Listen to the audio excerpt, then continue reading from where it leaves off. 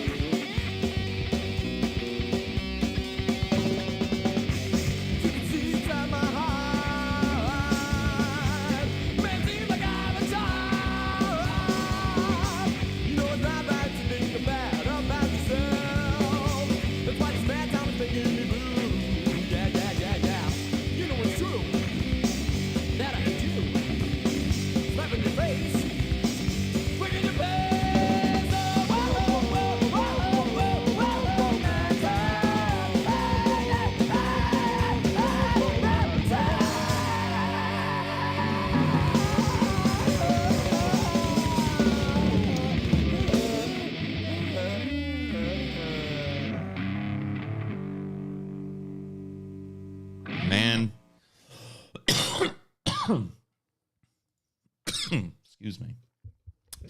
That song gets me hype every time, man. I love Madtown. It's such an anthem for the little town I grew up in, too. If you listen to the lyrics, it goes, off in the distance, match is lit. In the back of the park is where we sit. That is a reference to either Lions or Town and Country Park in Madera, both places where, as teenagers, when this song was written, me and the boys of Apple Nasty would, well, do what I'm doing now. Go smoke a doobie, take a handle of fucking alcohol out there and get buzzed. And it's all about, how shitty that was. That the only thing we had to do in that town was, sit around and get stoned and drink. Is there any possibility of getting Apple Nasty on Spotify? I want to expose my dog shit coworkers to good music. See all the Beauregard, Marshall Manson tracks. Yeah, I don't know, man. I'd have to talk to Marshall about that last one. We were planning on trying to do a big wide release, but he kind of, he had different projects on the horizon and stuff. He's a very busy dude, so the whole Beauregard thing, while fun, it was always kind of like a side thing for both me and him. Both of us busy guys, and it was fun. But that I'd have to talk to Marshall about. And then, this one I'd have to, getting Apple Nasty on Spotify and stuff. It might already be, to be honest with you. I haven't really looked. But I'd have to talk to Gan about it. Morgan is the one that runs the SoundCloud where all this stuff is archived. And he's really the guy that's kept this music alive. And so I would not feel comfortable, especially these, like the ones I play before the show. I had a hand in writing some of those songs, but I did not perform the Skunk Junkies versions of those songs. Definitely not talented enough to be in that band. So I'd have to talk to Gan about it. I think Marshall took the same question saying I have to talk to Beauregard, so I think it'd be fine. Yeah, for sure. I mean, once again, I think that wouldn't, I don't think he'd have a problem with that. I think getting a hold of Gan might be a little weirder. I haven't talked to Gan in a long time. It'd be nice, though, to catch up with him, see what he's up to. Anyway, what to do? How's everybody doing today? Hope everybody's feeling fine. Smoking a little doob, feeling like a rube.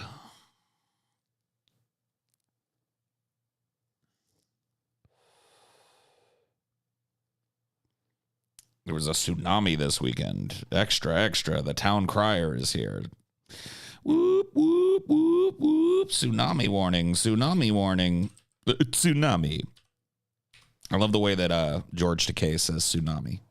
He's very particular on his pronunciation of tsunami. Tsunami. You got to say the tsunami. A tsunami came. It's definitely a tsunami. Let me see.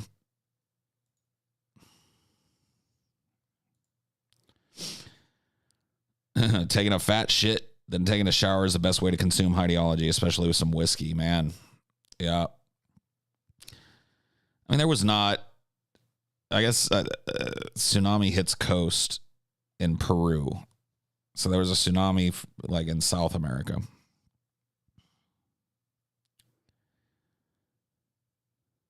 Big ass volcanic eruption under the ocean. Damn.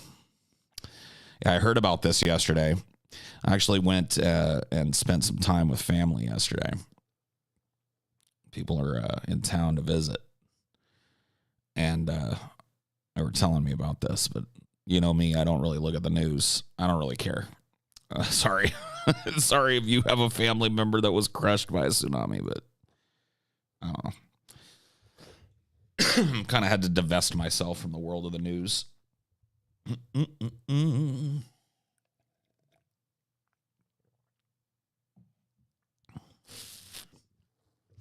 Yeah, Peru is basically nothing but a big long strip of coast, so caused some property damage in Cali. Yeah, I mean, I remember there were tsunami warnings for the West Coast and shit. They do that, you know, just kind of like as a, it's better to warn and not have a tsunami show up than, you know, to not warn and have a tsunami wipe out a town.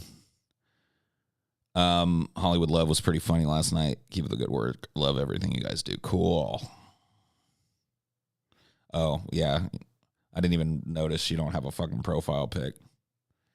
Go get a profile pic. Got 300 seconds to figure it out. It ain't hard.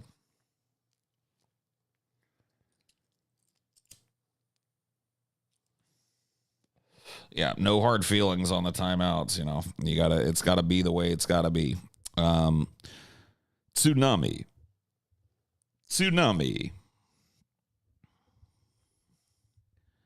It's time for a tsunami.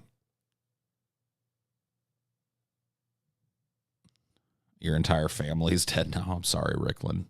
I didn't know you were Chilean.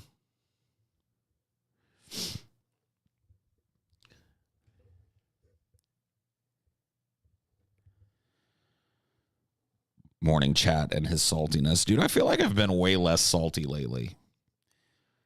I mean, you guys know better than most.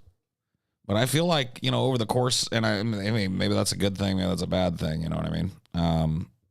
But I feel like over the course of the last few weeks, I really haven't been super duper salty. You guys notice this? The salinity levels have diminished a little bit. I kind of like it. I kind of like it. I think a lot of it has to do with, you know, the stress of moving. Hello, Mr. Naughty Priest. Dinor and I are doing great. Amelia and Cricket are all doing great. We're doing wonderful. Little, you know, scrap of information that you may not have. Today is Amelia's birthday. So that is very nice. We kind of celebrated yesterday, but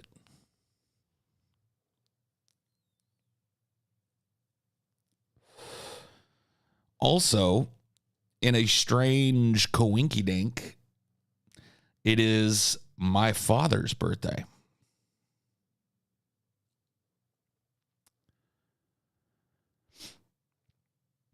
Very strange. Very, very strange.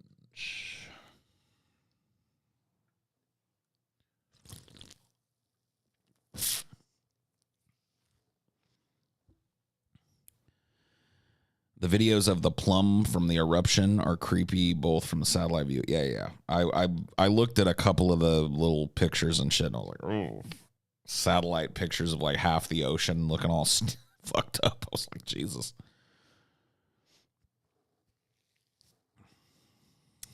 Yeah. Don't worry about wishing Paul Sr. a happy birthday. He doesn't deserve it. But Amelia does. She deserves it. I know you've touched on it before, but are you and your old man close? No. No, me and my old man don't speak. Me and the old man just do not speak. I think that's probably better for the both of us. We grew into two very different types of people, you know. And for me, that's not necessarily that big of a deal, I don't think. I like different types of people. You know, I don't like everybody to be on the same wavelength as me. I think that makes life kind of interesting, but there's a lot more expectation on his end of things. I'm his son, and so what I am is very important to him. You know what I mean? How I present myself, how I speak, what I do for a living, how I conduct my personal affairs, all that shit is really matters to him. And,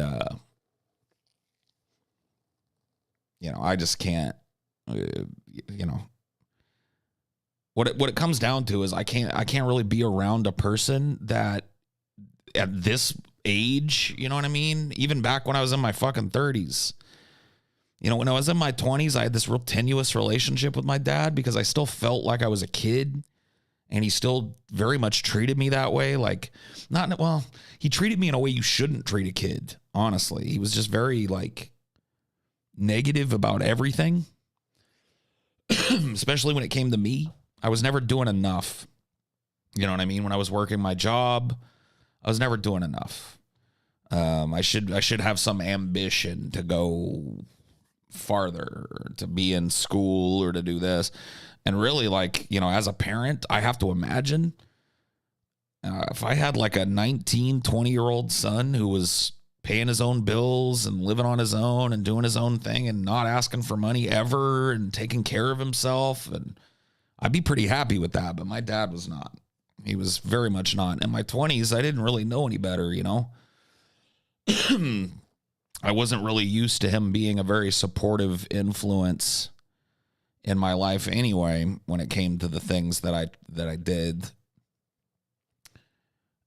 So I just figured, you know, hey, this is what dads do. And maybe it is what a lot of dads do. But by the time I hit my 30s, man, I was just tired of hearing somebody critique the way that I lived my life. I was fucking making it, doing well for myself, owned a house, you know, was married and all that shit. And it was just still not enough for him. He's still, in fact, I always felt like he wanted me to account for some shit that I did when I was like fucking 15, 16, 20. You know what I mean? Like when I was in my mid 30s, my dad was still fucking obsessed with mistakes that I had made, stupid shit that I'd done, foibles and bad decisions and shit from fucking 20 years ago. You know? And it's just like, I got to a point where I just wasn't going to hear it, man. And I had to pull a pin on it. You know, I love my dad. I still do. I really do. You know, you got to believe me on that. You never not. Yeah, it's just hard not to love a parent. You know what I mean? And my dad wasn't. I don't know. It's hard to put it into words. My dad, for all his failings and shit, I don't hate him. But by the same token, I know when a relationship is toxic. You know, like I know when I'm getting the ass end of a relationship and it's making me feel bad about myself, and it's really just kind of a chore to be around and to deal with a person. I know what that feels like. And it's just reached that point, man. It reached a point. Your dad is cool and understanding. I envy you. I honestly, I know I have a lot of friends who have dads like that, you know, none of them are perfect, but they got dads that they can go talk to about things even now. You know, my peer group, the guys I grew up with, the guys I went to school with,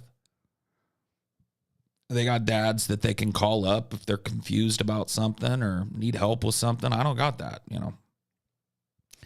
For me, a lot of people would say, well, that's your choice. But even if I chose to have my dad in my life, I wouldn't have that. You know, that's part of the point. My dad just wasn't that. He just wasn't interested.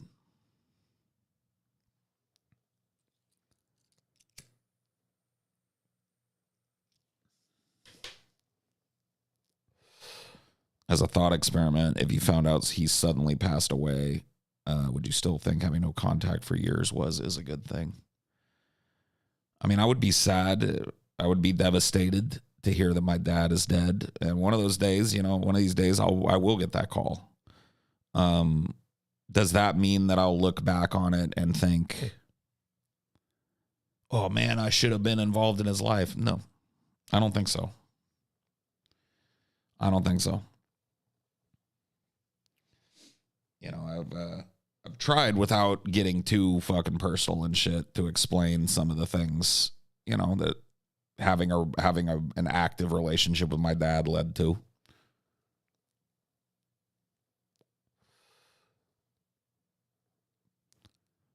Just wasn't healthy.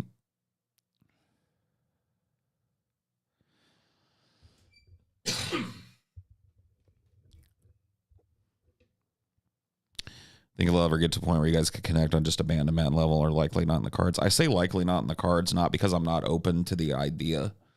Like, it's been long enough where, you know, if the old man got a hold of me, I wouldn't hang up in his face.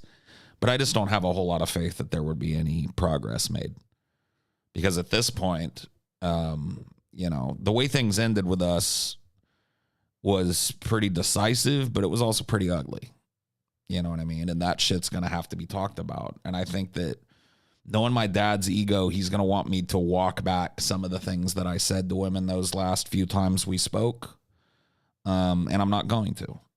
You know, maybe that's just stubbornness, but I meant what I said in those communications with him, those final communications. There was a lot of truth in there. A lot of anger too, but a lot of truth. And I just get the feeling that any further contact with him would precipitate me going like, oh, I'm sorry for saying this, that. And I'm just not going to do. I'm not, because I'm not. I'm not any more sorry about saying the truth to my father at the end of our personal relationship than he's sorry for shitting on me my whole life. You know, I don't believe he's sorry for that. And, I'm not sorry for the things I said, so that seems to be the impasse. I'm willing to move past it. Like, if he was willing to talk about it and just go like, well, it is what it is, and, you know, have a little fucking contact with him here and there, I'm willing to try that. But if it comes down to some big thing where I gotta apologize to him for some shit I said, fuck that. I meant every word of it. Say it again.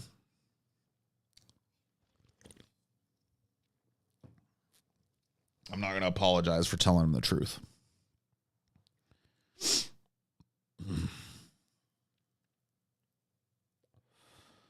TJ and Scotty's dad was an emotionally abusive, sociopathic piece of shit, so at least yours wasn't like that. I've told some stories about my dad here. I don't necessarily want to go back through that again. I don't want to make this a Paul's dad stream. That's not a fun time for me to spend. But let's just put it this way. My dad was easily both of those things, maybe in a different way than their dad was, but my dad was extraordinarily emotionally abusive and pretty sociopathic, pretty Machiavellian, pretty, maybe not sociopathic, but I know these things are often intertwined, very narcissistic, like kind of malignant narcissist kind of guy. Yeah, my dad was not cool to me. Very, very emotionally abusive and at times physically abusive to me when I was younger. So, yeah. No, whatever. We've gotten into that shit too, and I got nothing to say for that. I survived it. I'm sure it did some kind of fucking psychological damage to me, but on the flip of it, that's just the way things was back then. You know? That's just the way it was. You got your ass beat. You know, I was born in 1980. You know, that's a long fucking time ago. And it may have been, you know, the last couple of generations of kids that dealt with that, but I was definitely in one of those generations. You just got your ass beat. Did your sister have contact with him? I don't know. I don't ask her, and she doesn't tell me. I really don't care, to be honest with you.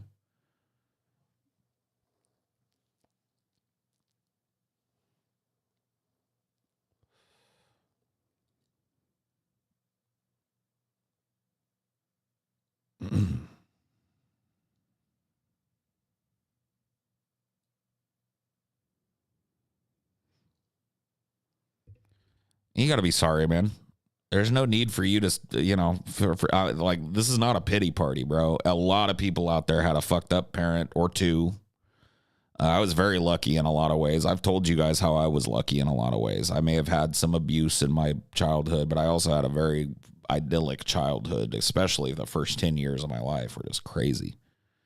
Filled with all kinds of fun stuff and adventures and, you know, getting to travel and go to the beach and go to the mountains and drive a 4-wheel drive Jeep and all kinds of crazy shit, go-karts. And, man, I had a really, you know, neat childhood. So, you know, this is not, I'm not a pity party. I'm 41 years old, going on 42. I've moved past those things to the extent that I can. And part of that, honestly, to bring it full circle, was deciding whether or not my father was a healthy influence in my life and making a decision on that. And I did. And it was 100% for the best.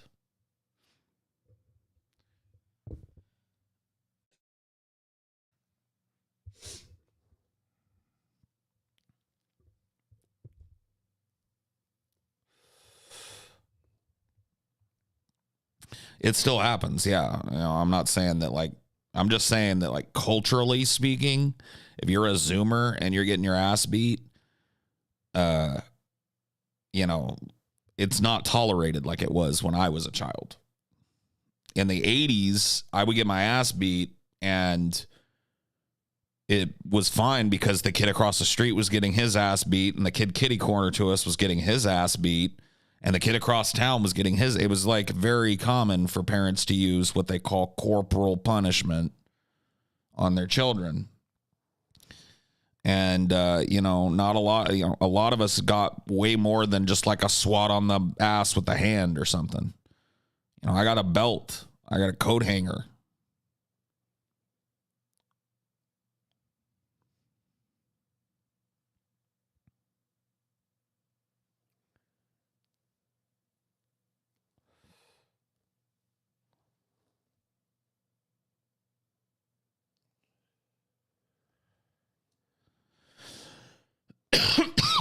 The spanking spoon.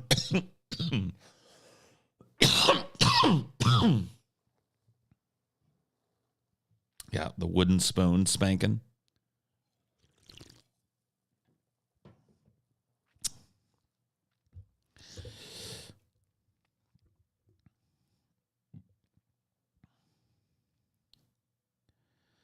Got paddled a lot back in school from not finishing homework. See, I never went to a school where corporal punishment was allowed.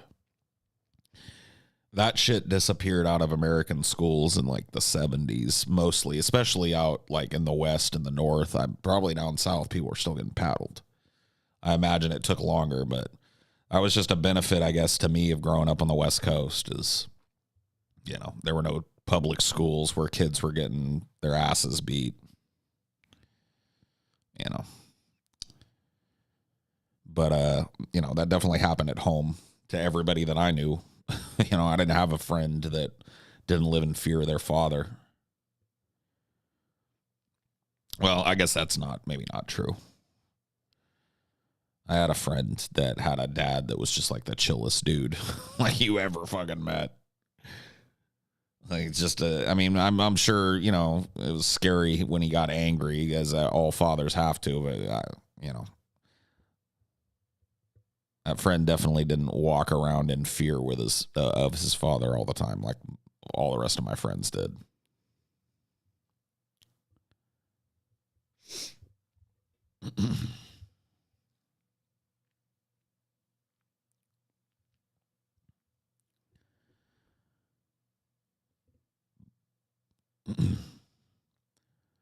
My uncle ran a Baptist school in Pennsylvania, and they got hit with a lawsuit back in the 90s for paddling. Yeah. I mean, it's some of this, I tell you, that's kind of what I'm trying to explain to you guys. That shit was ingrained in the culture back in the day. Nowadays, you hear that a parent takes a belt to their child, you're like fucking calling CPS. That's child abuse. But it was happening in almost every household that I knew of back when I was a kid. Everybody was getting their asses beat with some implement or beat up or physically punished in some fucking way. Pretty fucked up. For me, the beatings were not the scariest part. Honestly. Like, when I was a kid, I thought my dad was going to kill me. That was the scariest part. No joke. My dad had a routine where he would say, go to your room and get ready. Get ready for it. And that meant go to your room and I'm going to come beat your ass at some indeterminate time in the future. And I remember one time when I was a kid, he told me why he did that. He was like, I send you to your room and then I go and I chill out, because if I went in there and started beating you right away, I'd probably kill you. And so, to be honest with all of you, I feared my dad was going to come in and fucking beat me to death.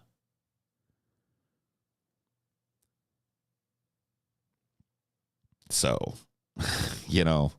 that's one of those things. But a lot of people felt that way. A lot of the kids felt that way.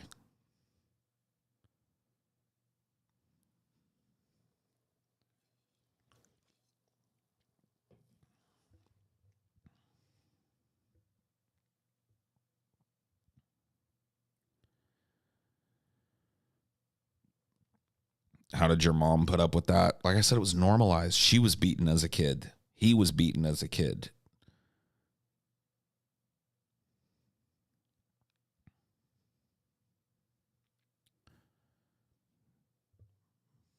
I don't know.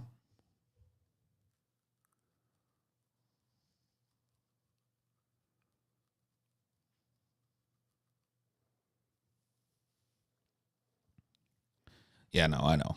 Like, once again, this is a rather unpleasant topic for a lot of people, and I don't want to cram it down people's throats. So, suffice it to say, it's a complex thing.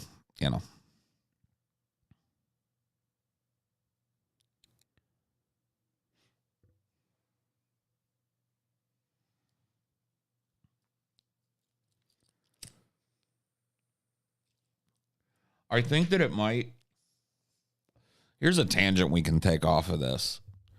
This generational gap thing, the whole. I want to have a little rant about this because I kind of brought it up in a recent show. A lot of people didn't like my takes on it. And in Onion Nuggets, we started talking about the generational gap. And, maybe I was a little wrong about that. I do feel like there's a lot of like generational gap stuff that is used almost like astrology. Like, if you're from Gen X, here's the things that you like. Take this personality quiz to find out if you're Gen X, Gen Y, or millennial or whatever, right? People just, you know what I mean? People use that stuff in the same way that I feel like they use their fucking horoscope and shit. It just becomes an astrology thing. But there are very true things about these generational gaps. And this thing that we're talking about here, the way that parents treated their children when I was a child, what a lot of the people in my generation went through, because like I said, unless there was just an epidemic of it in my little area, pretty much every kid I knew lived in fear of their parents beating them. So that is changed in social acceptability, right? to the point where now I'm not saying that there are kids that don't still go through that. There clearly are, but there's jail time for those parents if that shit gets out. Now that shit wasn't even fucking, like, there might have been laws on the books against it, but nobody was reporting nobody because everybody was beating their fucking kids. Now somebody catches word of a kid getting beaten with a belt, calls CPS, it's fucking over. Somebody's parent is going to jail for child abuse. You know what I mean? And that is a very stark social change that has wide-ranging implications in the way people from my generation think versus the way people from later generations think. Not just about child abuse, but about other things. Because think about it. You know this boomerish thing that you guys hear, and I say boomerish using the modern colloquialism, not actually talking about the boomer generation, although they will say it too, where, you know, the whole sticks and stones may break my bones, words will never hurt me kind of mentality, which I think there's some wisdom in that, but maybe that's part of what we're talking about here. There's a heavy resistance to the kind of changes that are starting to happen as a result of late Gen X, the millennial generation, and then now the Zoomer generation coming in to its own. There's been a cultural shift over the course of that generational procession in the way that language is perceived, in the way that language is used commonly and appropriately in public, in the way that racism is perceived, in the way that humor is perceived. These are all just undeniable. Undeniable. And I'm not talking about this like radical sea change in this, but there has been a very stark change in what is expected of a person in a public setting, what passes and what doesn't, what you can say and what you can't. And I've talked to you guys about how I agree with a lot of that. I used to throw around the F slur like it was dude. You know what I mean? Like, and I'm not saying it's like the end of the world to use that, but I've made the choice not to because I've heard the compelling argument that normalizing that kind of speech leads to further oppression of people who were like me when I was little. You know what I mean? A bisexual kid who definitely came up in a time where coming out was one of the bravest fucking things a person could do. It never even passed my mind. I'll just put it that way. As a kid, to tell people like, hey, I think I might be attracted to guys. I wish TJ would stop saying it. Hey, look, here's the thing. I'm at a point in my life where it does not bother me to hear that word. Doesn't bother me. Doesn't make me go. But that doesn't mean that everybody else feels the same way as me. It's not my, here's what I won't participate in. It's not my job to police anybody's speech but my own. Period. You know what I mean? I'm responsible for what comes out of my fucking mouth. And it's my impetus to decide which one of these words I use and to tactically use my fucking language in the way that I see fit. But I would never look at TJ and go like, dude, you really need to stop saying X, Y, or Z. I joke about it all the time.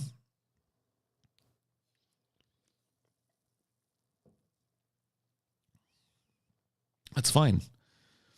You know, you don't care about the use of those words, skeptical sloth. That's cool.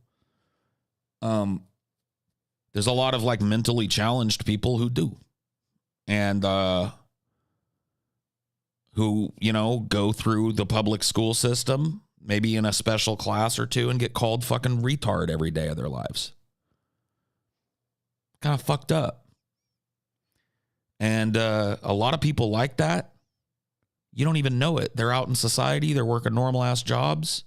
And you're running around with your friends going, oh, retard. And this dude that fucking, or this woman or this person went through school being called that every fucking day. is now working a job or doing something out with their friends and family, and they got to hear you yucking it up about retards again. You know what I mean? So here's the thing. Say what you want. They're not going to hear it from me. I'm not going to be the guy that does that. I'm not going to be the guy that says that word on my podcast and then has somebody like associate me with somebody that probably would have called him a retard in school and shit. I know how that feels. It sucks. And a lot of that shit is used so flippantly, you know, without any thought to the people that it's actually aimed at, without any thought to the fact that you're like, a lot of times people call people retard and those people don't have any mental problems or deficiencies. And so the implication is you're lesser, which is even more fucking insulting, man. It's even more insulting. So my personal choice is I try not to use those words anymore. I was born in the fucking 80s, came of age in the 90s. Those words were fucking literally in the lexicon at that point as ways that you would fucking greet your friends and things that you could say in public and nobody would fucking care. So, hey, I can't be perfect about it, but I make a concerted effort to not deal with it that way.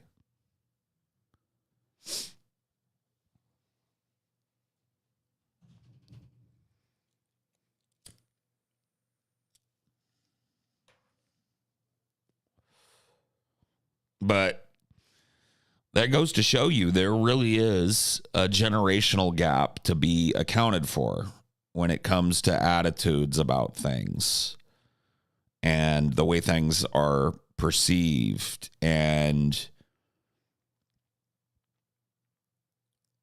I don't even know how to put this other part. There's this like, I've been through it. You have no right to bitch. I feel it in myself.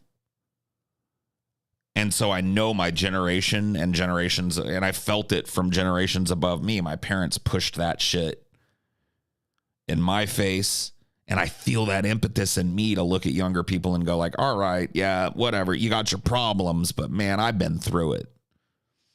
But the truth of the matter is I had a better childhood than a lot of you. Truth. Even with the abuse. I had more access to better fucking education than most of you got. My parents had more disposable income than most of your parents had. Not because they were rich, but just because they lived at a time where a blue-collar union job meant something. That's just the truth, you know? And so that, like, honestly, that I try and resist that impulse, unless I'm joking, which I do a lot. I like to joke around with Zoomers and shit, but ultimately, the way I think about people, I've really tried to temper it with this idea that, like, look, man, a lot of these kids had it harder than you did economically, for sure. And that's something that's totally out of a kid's control. You can't bring home the bacon. And so it's just like whatever your parents make is what you make your whole life till you're 18.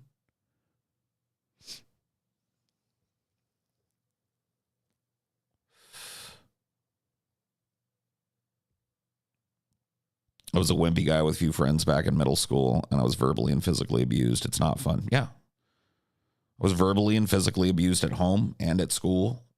It's not fun. It sucks. I had a good childhood as the ultimate flex. I mean, I wouldn't say that my childhood was like fucking super rosy, sunshiny, rainbow, fucking, you know, one of those little guys, that little world that they live in, it wasn't like Teletubby land, all right? But I had shit that's like unthinkable to kids now. Even kids who are in the same position, who have two adults in the house working a blue-collar job, they don't got the shit that I got. Or I had, you know, as a kid. They didn't get to go places like I did. I was talking with my mom the other day.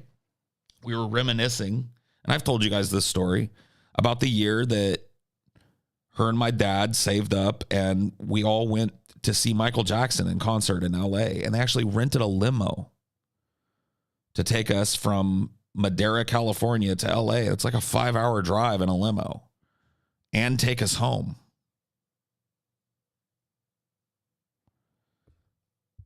And these were blue collar people. These were not, my parents were not rich. Now it's not something we ever got to do again, but it was like a special thing. Who got to do something like that? We had good seats at a Michael Jackson concert at the LA Superdome or whatever it was back then.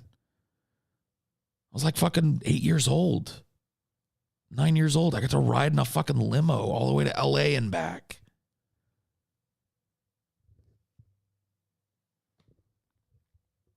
It's my favorite Michael Jackson song, Human Nature. That song will make me cry under the right circumstances. It's just so beautiful. Like, I love that. Anyway, whatever. It's just Human Nature is a great song.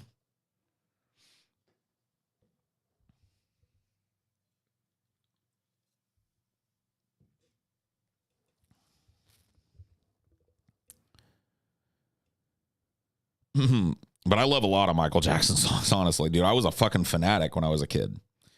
We had this, like,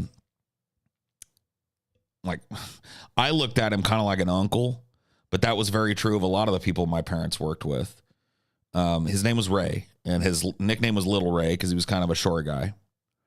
But he and I were fucking, like, he was my first exposure to a lot of, like, nerdy stuff and a lot of music. Like, he was the dude he was a fucking Michael Jackson fanatic. The guy had every fucking bootleg and every little piece of merch and all kinds of, he'd been to see him 5 or 6 times. He worked at the factory with my parents. He was a coworker of theirs. And, you know, there was a lot of socialization that went on where people would come over. And Little Ray and I really got along because he was into Star Wars and Michael Jackson. And so we bonded on that shit. And he gave me a bunch of Michael Jackson's music because, you know, at the time, it was Bad was out. And that's really when I got into Michael Jackson. I was really kind of mostly, I'd heard some older Michael Jackson songs, but Billie Jean and the older catalog and stuff I hadn't really been exposed to at that point in my life. And man, he filled out my library of tapes with Michael Jackson stuff so that I had that to listen to. And that, dude, I became like nuts for Michael Jackson. So I'm able to, could he do the dances? He could. It was really funny because he was his name was, well, I don't want to say his whole name, but he was a shorter dude, kind of not fat, but plump, Hispanic guy.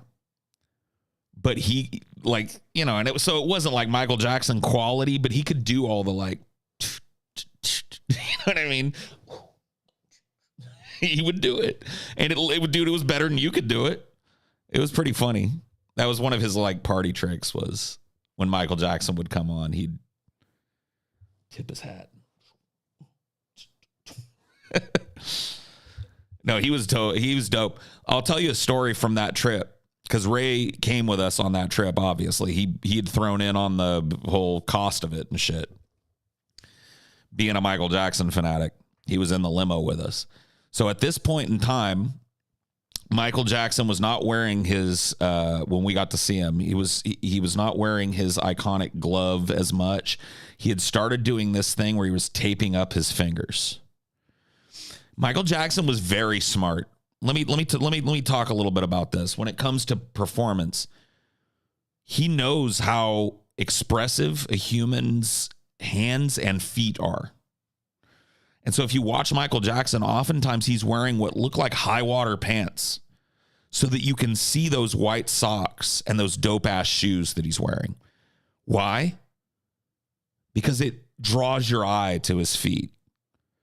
He did the same thing with his hands. That glove was about being able to throw your attention out while it was moving into things, right? And so Michael Jackson, even when he got done wearing the sparkly glove, which was his traditional kind of thing, he started taping up his fingers in a very specific way. He used this really bright white tape, and he would tape up, I can't remember which ones it was, but 3 or 4 of his fingers so that some of them weren't taped up. And some of them were. And so we were going to see him like I said, in a limo heading from, the Fresno, California area, heading south from there to LA. And we're in this big limo, and Ray, he brought his glove too, but he was like, hey, you guys, watch this. He starts taping up his fingers. And I told you Ray's Hispanic, right? So he had, darker skin than I did. And this was at a time before Michael Jackson had transitioned into a completely pale dude, right? He was kind of in between. Anyway, whatever. That doesn't really matter. So Ray busts out this little thing of tape that he'd brought, tapes up his fingers just like Michael. And he starts doing the like hand movements and stuff. And we're like, oh, that's cool. He's like, watch this. Pops the sunroof on the limo. And he sticks that just his hand out. And he starts waving at cars. Dude, the limo driver asked him to stop. The limo driver asked him to stop.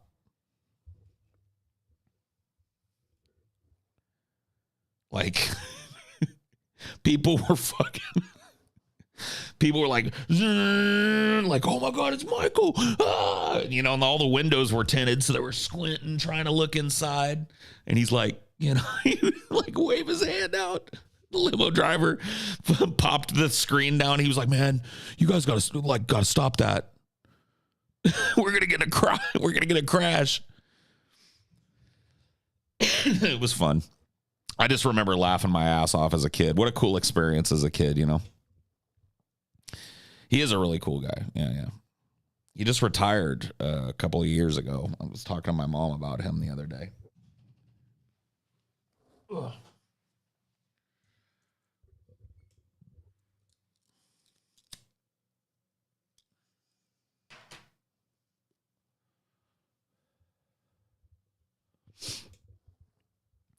Yeah, I'm a huge Michael Jackson fan. Huge fan of his music.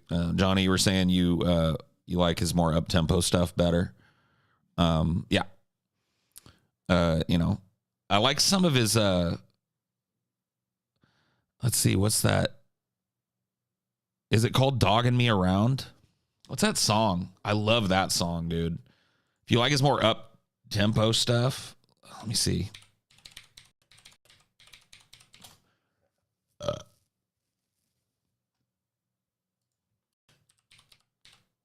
Leave Me Alone. Yeah. Okay.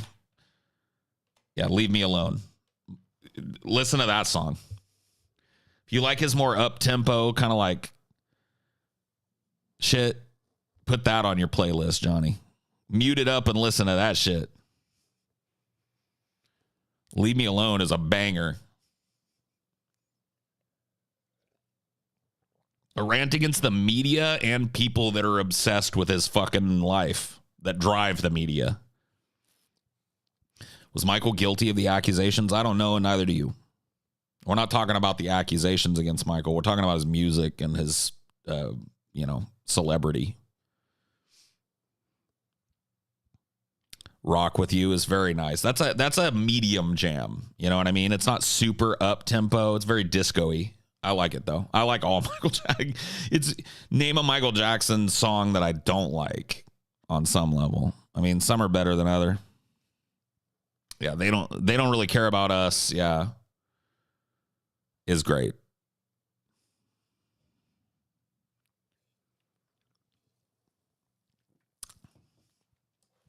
If Martin Luther was living, he wouldn't let this be.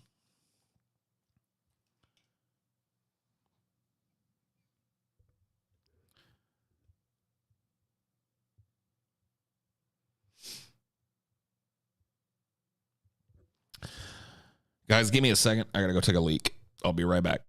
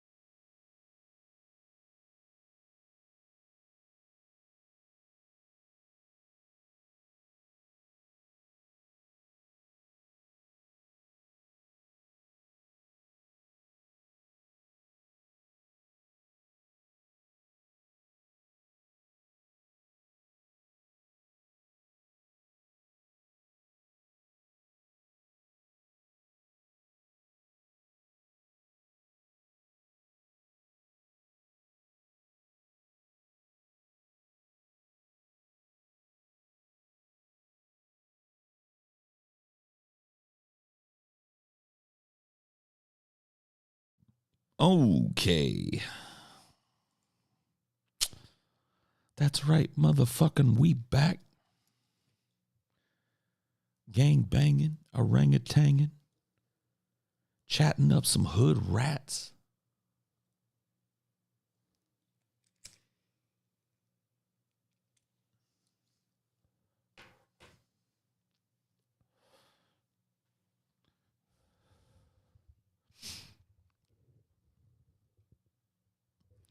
You're right, dude. This slaps. Hey, see?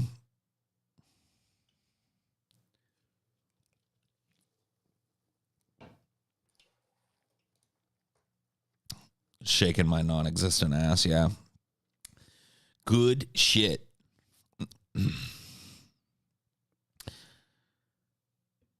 But anyway, that tangent aside, to kind of bring it back to what I was talking about earlier, there's very stark differences, generational differences that have to be accounted for that are going to cause some very different ways of thinking about things and perceiving things.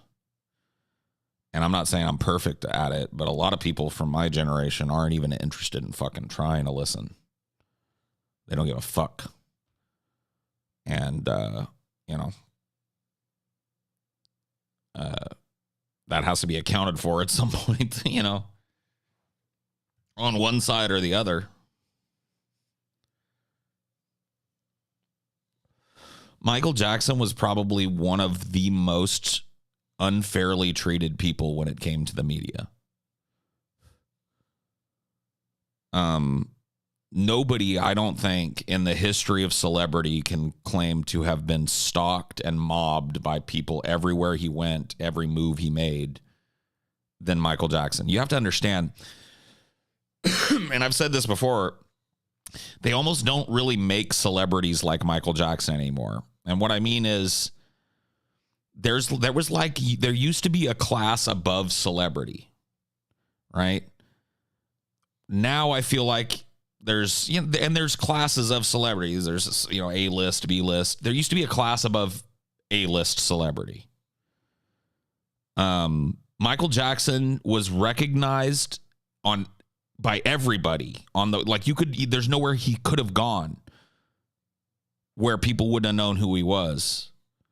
He had a level of celebrity that was like unbelievable to this day because there just weren't that many superstars. Now,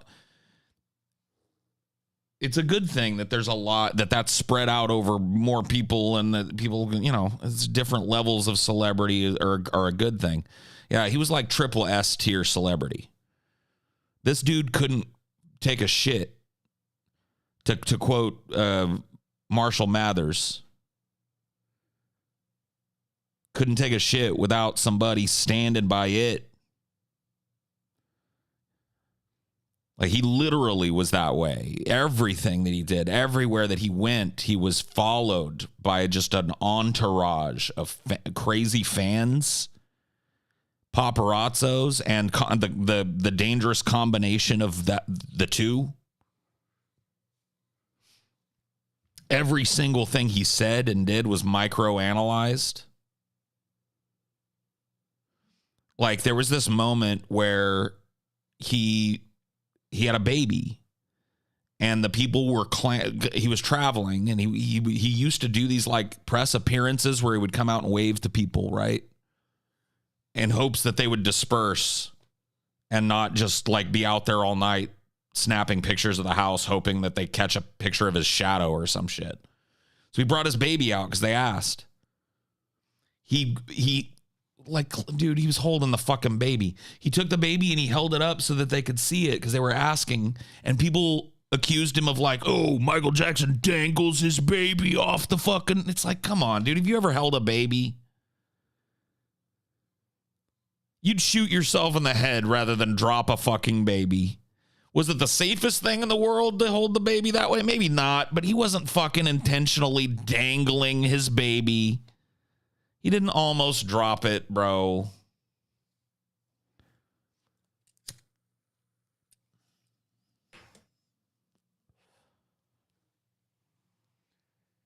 But that's the thing, is like Michael Jackson was just hounded about every little fucking thing. Every fucking thing.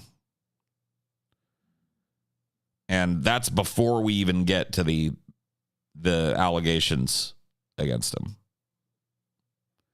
That just compounded it, quadrupled it, quintupled it.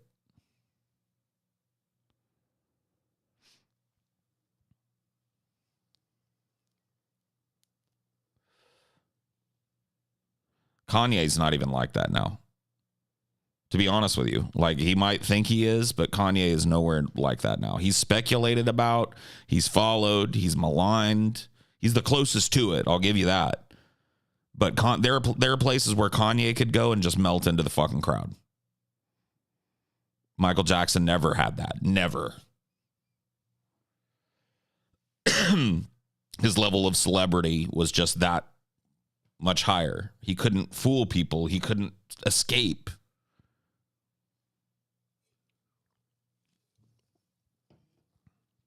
I don't want to get into the whole fucking Michael Jackson allegations shit. To me, his music is separate, and talking about his personality and his celebrity and shit is separate from talking about, and going through the fucking minutia. Like, I don't know. I don't know if he was guilty. I don't know if he was innocent. You have to understand that he was one of the richest fucking people in the world. There was every impetus for people to make shit up. Like, if you don't take that into fucking account, then I don't, I got a bridge in fucking Brooklyn to sell you.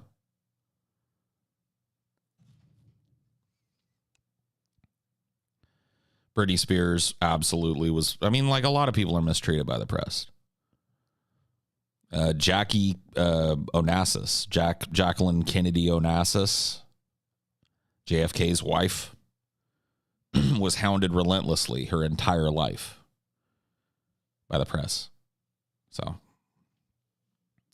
but she was also on that same level of Michael Jackson level celebrity, just in a different way. Marilyn Monroe. Marilyn Monroe may not have put up with it as much as because the modern idea of super celebrity was really being born around Marilyn Monroe's time.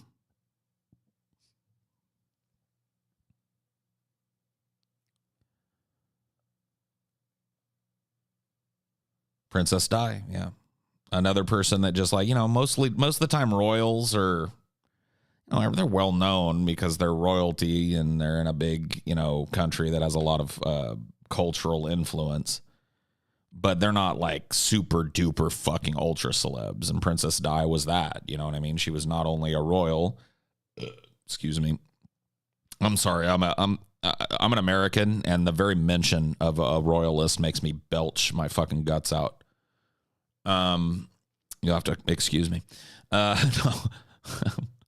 Princess Di was a fucking super celebrity, though, yeah. Lindsay Lohan. A lot of these people you can make arguments for, and a lot of these people were very much hounded by the press, but not on the level of fucking Michael Jackson. That was it, dude. You got to understand. Go look. I want you to, I'm trying to think of it. Let me see if I can find some footage and get my channel banned for it. Let me see.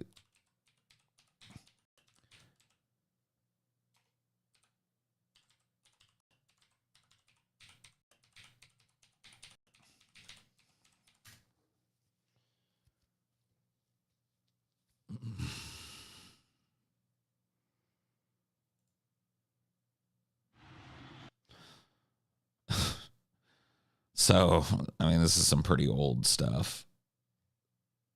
I probably really shouldn't play it because it's off of Michael Jackson's fucking.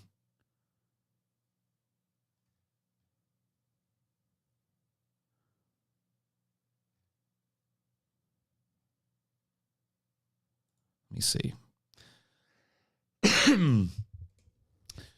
Well, what's the largest attendance to a Michael Jackson concert? Almost all of his concerts were sold out. His Bad tour holds the world record and Guinness for the highest grossing tour, $125 million profit.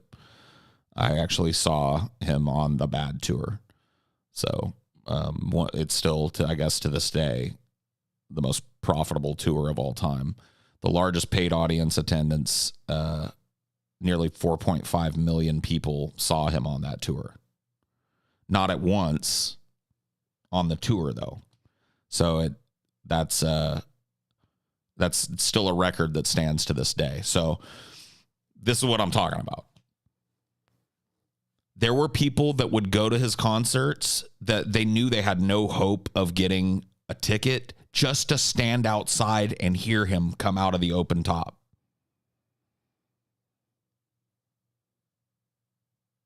So the Dangerous Tour, which was the tour he did after that, attracted more than 4 million fans, so almost matched the Bad Tour. He did 69 concerts starting in June 27th, 1992, concluded it in Mexico City in 93 on November 11th. And he did 5 sold-out shows for over 500,000 people in Mexico City. I'll say that again. He ended the Dangerous Tour with 5 shows in Mexico City, sold every one of them out, and 500,000 people saw him in 5 days in Mexico City. He raised funds for the Heal the World Foundation, and he gave all of the earnings from that tour to the Heal the World Foundation. So he didn't even make money doing that tour. And it was it's still the second most attended and tour in history. He also announced that he would donate all his earnings, which were somewhere between $3 to $5 million from his Victory Tour, to charity upon controversy for the expensive tickets. And he convinced his tour promoter to reduce the price of the concert tickets. He did 55 more shows. These were attended by over 2 million people, and it grossed $75 million. So this was the tour that came after the Dangerous Tour. The Victory Tour was the last series of concerts he gave while he was still a member of the Jackson 5. So the Jackson 5 would be at his shows too, which you can imagine was fucking...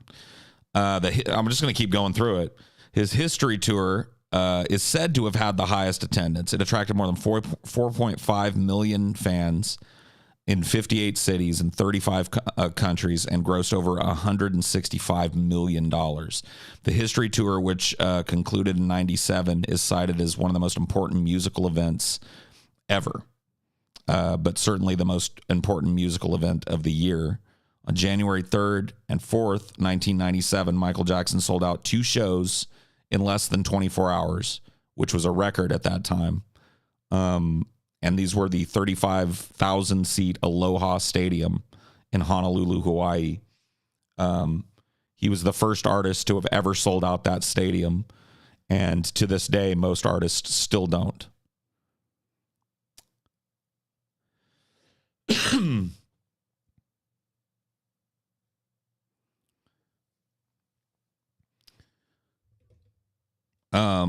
Even before he died, he sold out almost 1 million tickets within hours of his comeback tour called This Is It. All 50 of the concerts were sold out within hours. Like, not days, hours. 1 million tickets just went.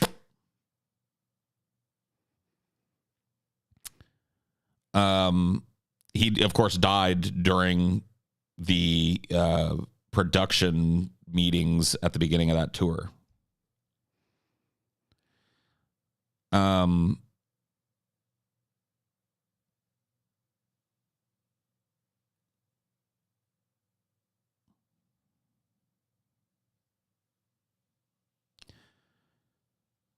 He's the only artist who averaged 3,000 to 5,000 faints per concert.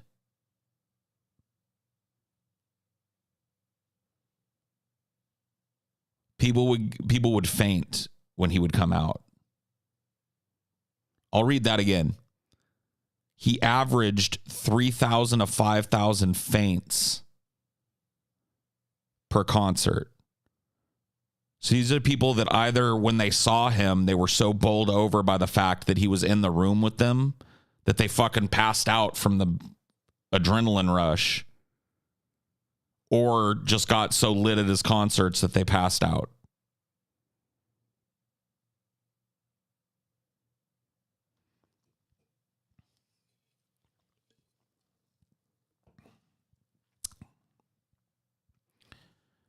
He was welcomed like royalty in every country that he toured.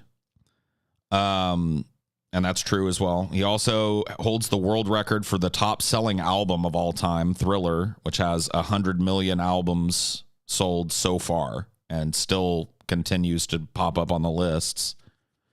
So do you want to even talk about it? Like this is what I'm talking about, though. Like, a lot of people would probably go, because, no, when I said that Michael Jackson was a different level of celebrity that doesn't exist now, I meant it.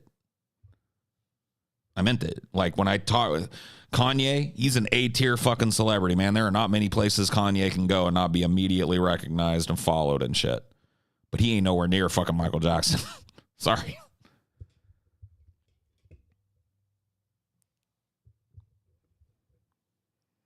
Also, every city that he toured in, he would visit an orphanage and a children's hospital, and he always gave away free tickets to every concert to poor and handicapped kids. Every concert.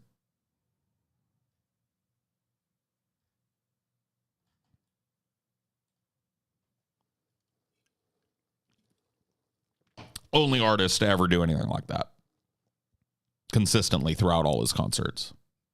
Like, people do benefits and shit, but he made it a point when he did that concert, when he did concerts in these cities, and because he was such a super celebrity, he could sell out, like I said, Mexico City 5 nights in a row.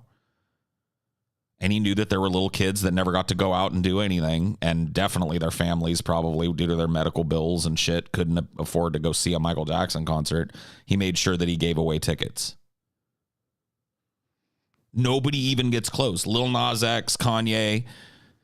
I'm going to try and find some pictures, and we'll just look at them together. Michael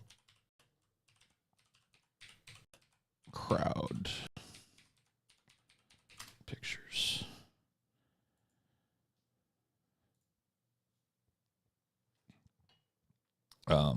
Yeah, some of these are fucking crazy, man. Let me just get this ready for you guys here. Switch over.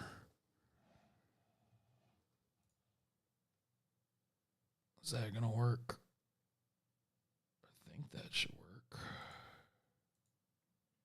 Hold on. Let me find out which one of these. There we go. This will work.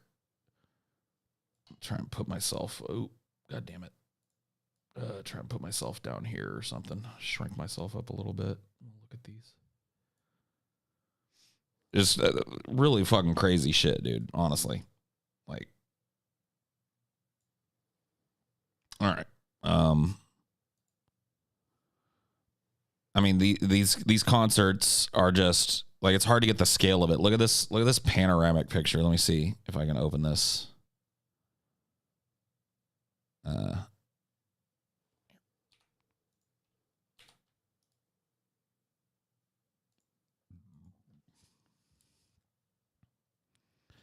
I mean, and this is to come see one dude. This is not like a festival. You know what I mean? This is to come see him perform.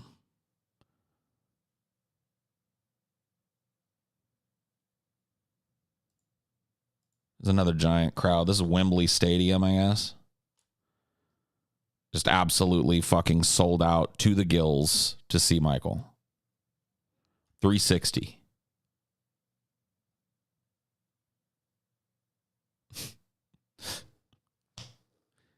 You know what I mean? Like, I really don't. I don't even know how you fucking see. 27 years ago, since the landmark concert at Aintree. Here's a Michael Jackson. Once again, this looks like a festival crowd. This looks like a crowd that has packed in here to do like a multi-day festival and shit. and they're at the opening band or whatever the fuck. This is a Michael Jackson concert or a series of concerts. One dude.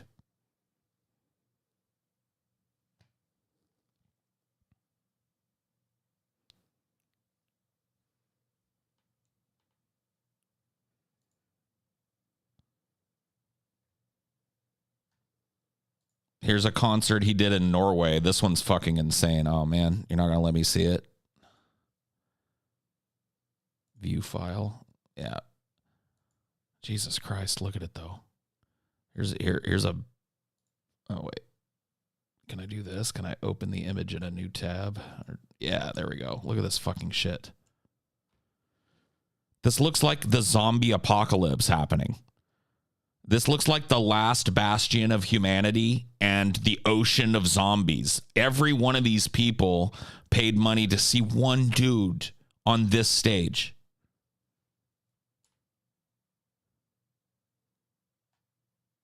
In Norway.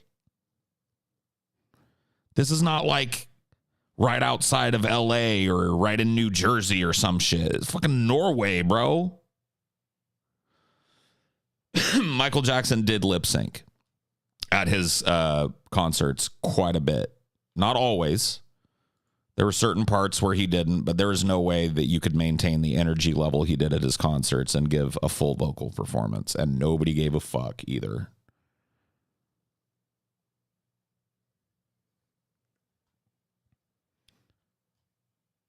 I mean, he just like busted the doors, man. That Wembley Stadium audience again. It's another Michael Jackson concert here. I mean, you got to understand.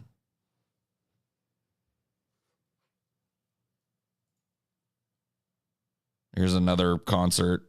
This looks like that same Norwegian concert from above. Right on the fucking coast.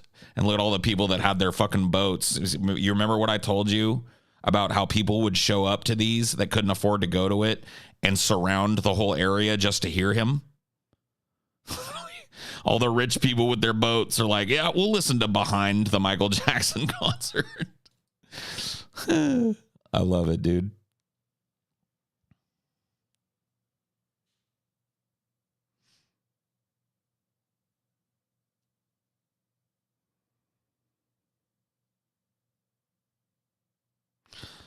There's another cool picture of that Iron Tree concert.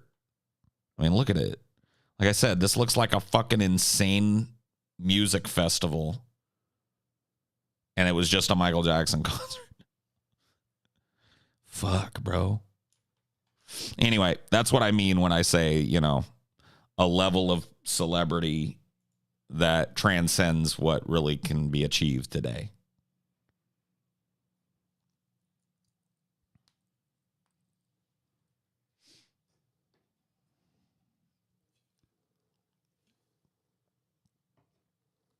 Somebody asked that earlier.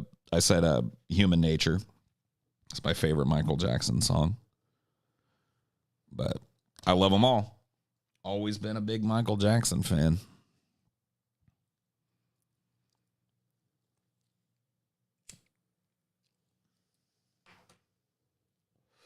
Who's the biggest celeb nowadays? I mean, probably, honestly, Donald Trump. If you go like recognizability, he'd be up there. If you're talking about like within the entertainment sphere, Kanye probably, maybe Jay-Z, Beyonce. Let's just put it this way. If those three got together and did a big ass fucking concert together where they were jumping in and out of their own, you know, each other's songs, and it was like a big show, it would probably be a fucking event that might rival a Michael Jackson event.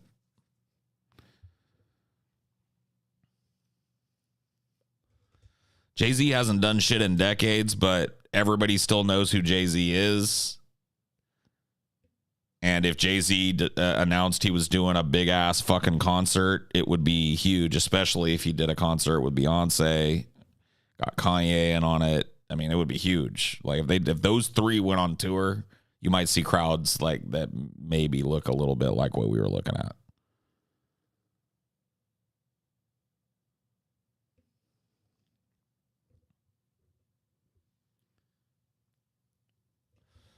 Jay-Z's gotten a little lazy. Jay-Z's gotten a lot rich.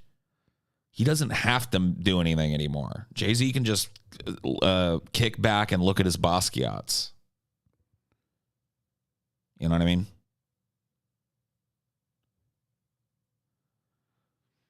Drake.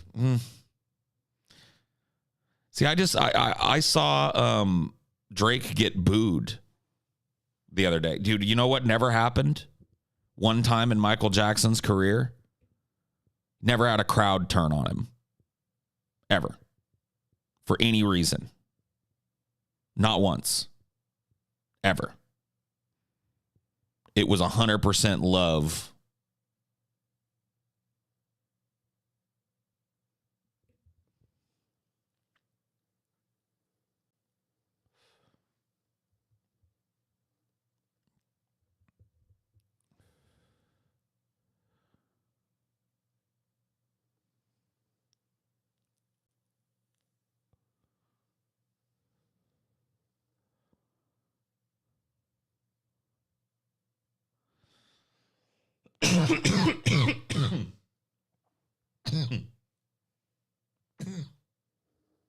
Jeez Louise.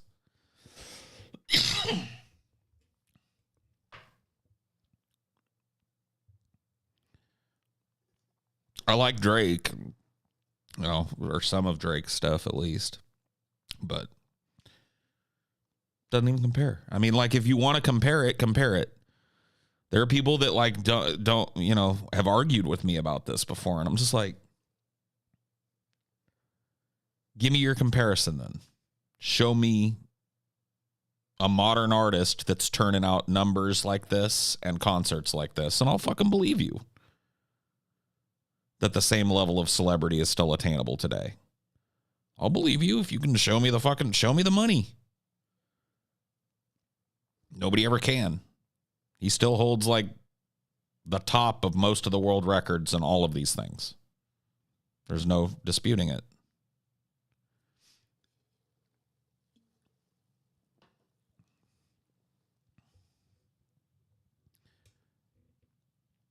Tool? No. Tool has never done even a concert like I'm not trying. And look, dude, I went to a Tool concert. They're fucking dope. But Tool's never done a concert like this. There's never in the history of history been a Tool concert like this. And this is just one fucking Michael Jackson concert. There's probably multiple days of this in a row. There's just no way. And I'm not trying to poop on Tool. But hey, you want to find me a fucking Tool? Now, you find me a Tool concert that looks like this, that isn't a giant festival. Because Tool played a lot of giant ass fucking rock festivals and shit. But you got to understand, they were one of like 50, 60 bands that everybody wanted to see. There's going to be tons of people in those crowds. This is one man. Not even a band. It's one dude. Everybody showed up probably 5 days in a row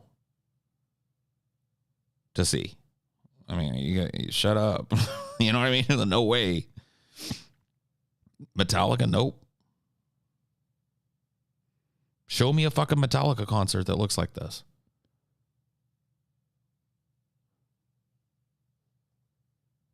I've been to a Metallica concert. It didn't look like this. What did you think of Neverland Ranch? I never went. Like, what am I supposed to think about it? People probably lined up for 5 days in advance to see Michael Jackson. Yeah. Like I said, his tickets to every concert that he would announce would sell out like in less than 24 hours, just completely out. I mean, we talked about Kanye earlier, Coolman. I don't know if you just joined the conversation, but no. Find me a Kanye concert that looks like that. Find me a Kanye concert, honestly, that has this many people at it. This many people or this many people just there to see Kanye. Sold out, stuffed with people fucking packed around the stadium and every fucking place they can just to be able to hear him kind of float out of the stadium. It just doesn't exist.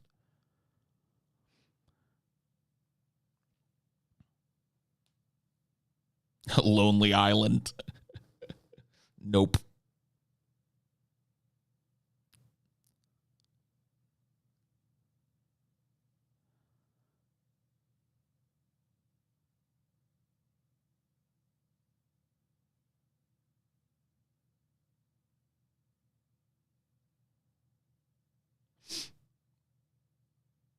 Why do so many girls scream like crazy for Michael Jackson? Because the dude had like a swagger that was not of this planet. Have you ever watched Michael Jackson dance or listen to Michael Jackson sing or watched him sit down and play the piano and then get up and fucking dance? This dude, I mean, he fucking exudes like uniqueness and talent and sex appeal.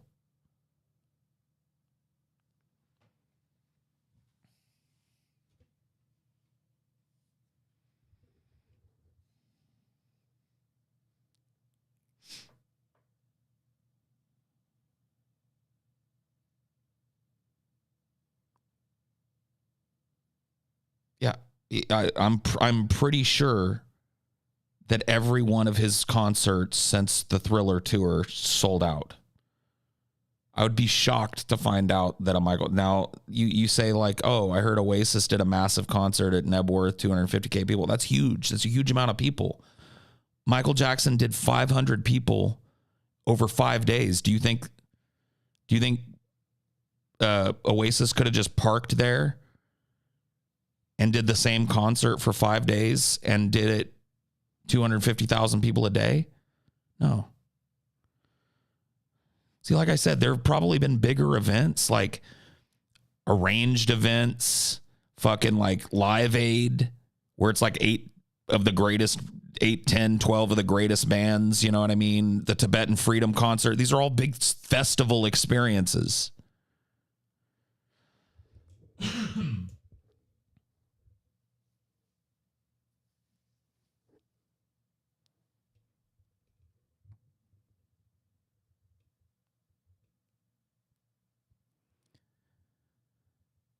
Wonder what a scalper would end up selling MJ to. Oh my God, dude. I'm sure that people scalped those tickets, and like especially if they got really good tickets, like if they were able to jump on it and get like 10 floor seat tickets to a Michael Jackson concert, they could easily probably like 30, 40x their investment, maybe even more. Because like, you gotta understand, there were people that were begging for these.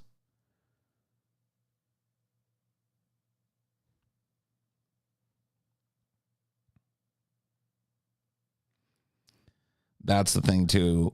He wasn't even just a dancer. How many artists can say they're multi-talented, dude? Yeah.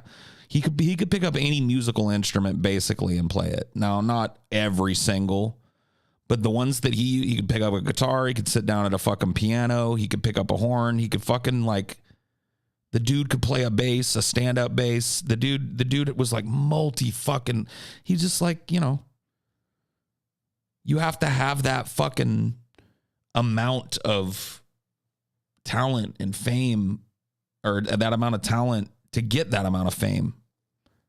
You know what I mean? And they're just nobody like, and it's not to denigrate people, but it's just like those types of like absolute multi-talents. They just aren't, they're very rare.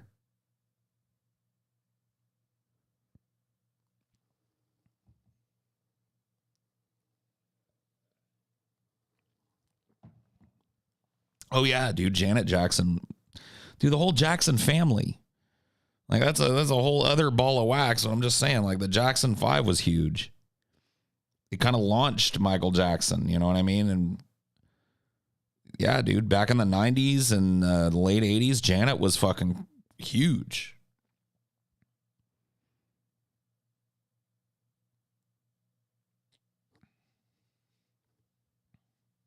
cranking it out. I remember she shocked the world when her nipple came flying out because she did a duet with Justin Timberlake. It was like 2004 or something like that.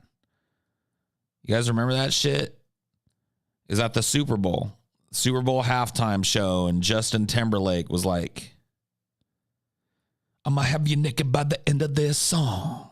And he ripped off her fucking like titty cover, and that nippy dip was right out there in fucking broad daylight at the Super Bowl, man. 2003, yeah.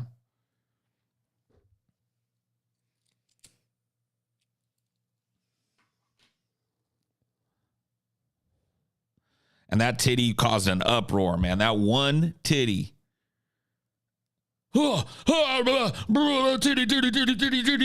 whole fucking world went titty crazy. I'm telling you, man. Think about that. The world went ape shit over that one titty. It's like, oh, the titty that stopped time. Yeah, dude. That titty. I tell you what, dude, at least in America, and probably in a lot of places that weren't America, that titty was like all people wanted to talk about was that titty. All people could talk about was that titty. All people cared to talk about was that titty.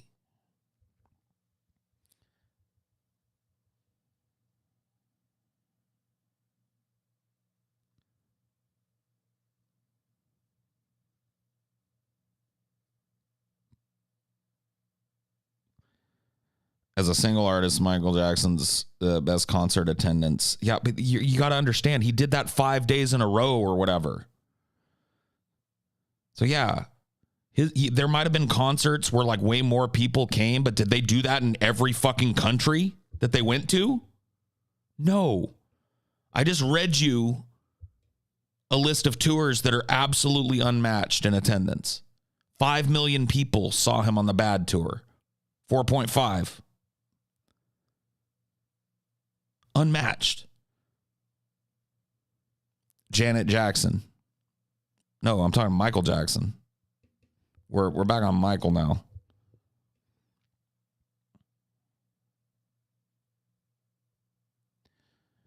No, I mean, it is impressive, but I'm just saying.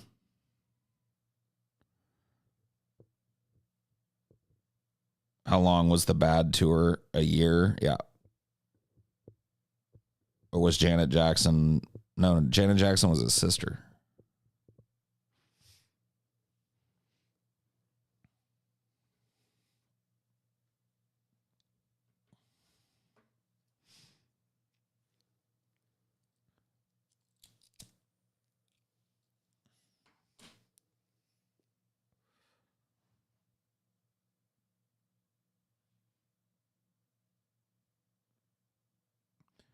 Oh, yeah. No, Michael Jackson was the hardest working person in showbiz while he was alive, especially at his peak. Nobody toured more than him. Nobody traveled more than him. Nobody spent longer on the fucking tour trail than he did. He just worked harder than everybody else.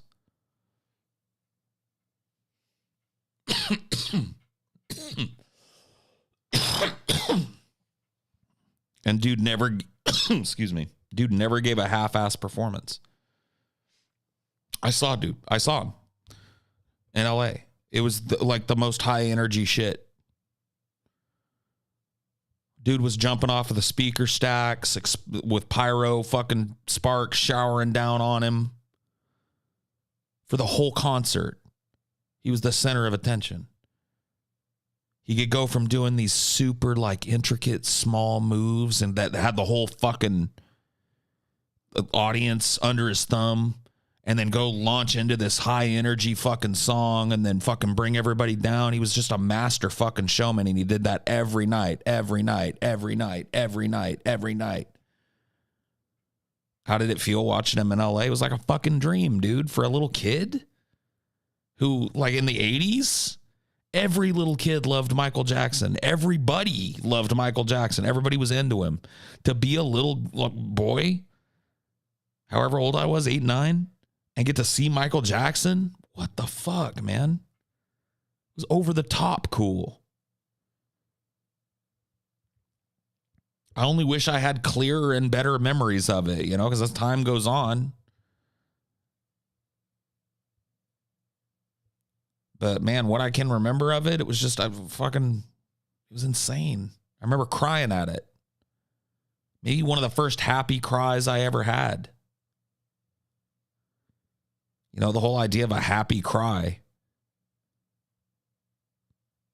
Just unbelievable.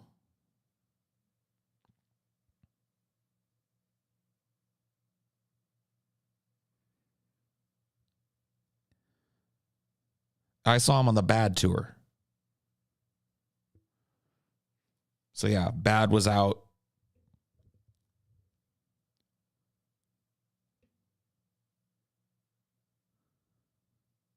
Oh.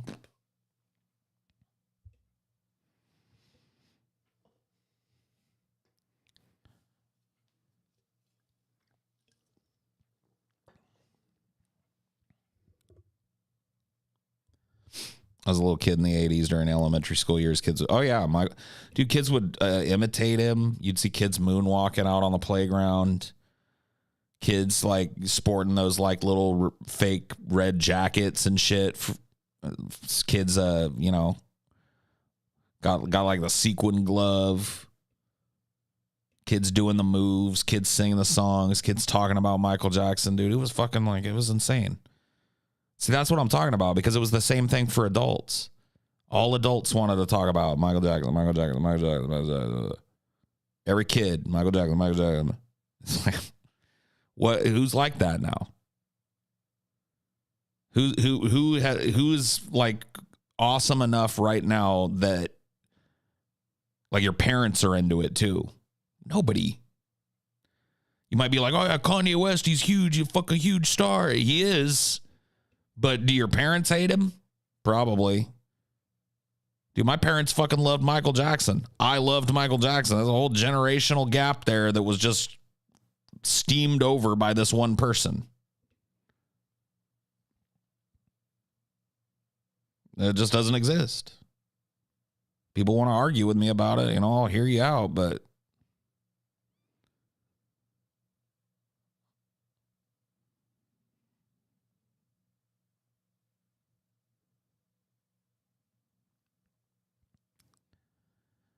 Kanye has his demographic.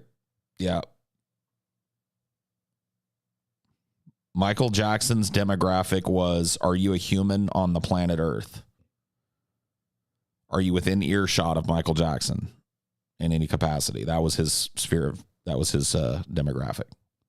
No shitting you. Your parents had to be basically Amish not to like Michael Jackson. Oh, dude. Well, see, here's the thing. He was a star for so long that they liked his disco shit that he did with fucking the Jackson 5. They grew up listening to, oh, baby, give me one more chance. You know what I mean? So it's just like, the guy had such a, like, name me another artist. Like, it would be like, okay, for Kanye to match Michael Jackson, he would have had to been fucking ruling the rap game since he was about 6 years old. Can you imagine if Wheezy came out with his leaders and his followers, and I'd rather be a dick than a swallower, and everybody's like, oh shit, that 6-year-old's on fire. Oh my God. Oh. It just ain't gonna happen. You see the swagger that 6-year-old's got? Oh my God. But that was Michael Jackson though.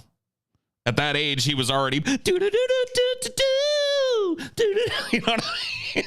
Oh baby, give me one more chance. Tell me that you love me. You know what I mean? It's like, what the fuck?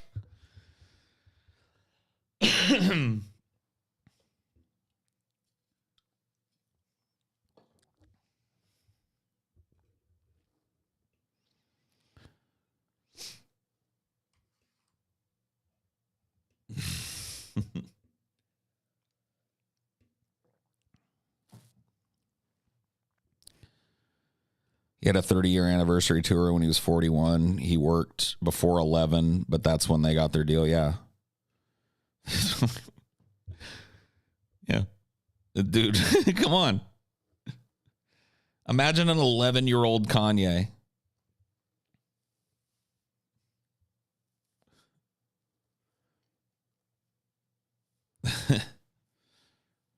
I'll fuck your Hampton spouse, nut on a Hampton's blouse, and in a Hampton's mouth, all in your Hampton's house. When he's 11. It's absurd to even think about it. You know what I mean? It just can't, you can't, you can't even fucking.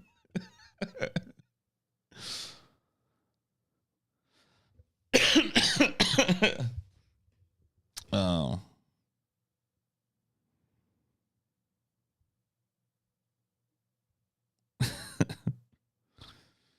There's just no comparison. Remember that abortion rant that he had? Who, Kanye? Yeah.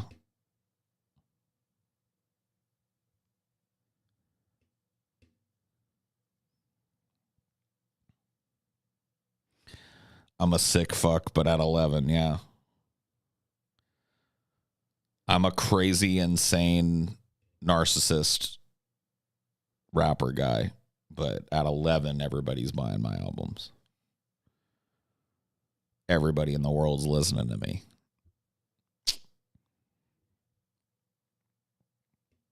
Bright Sky, I'm gonna allow you to get away with that one troll comment, but that'll be your last one. If you make another one, what you said is just beyond stupid.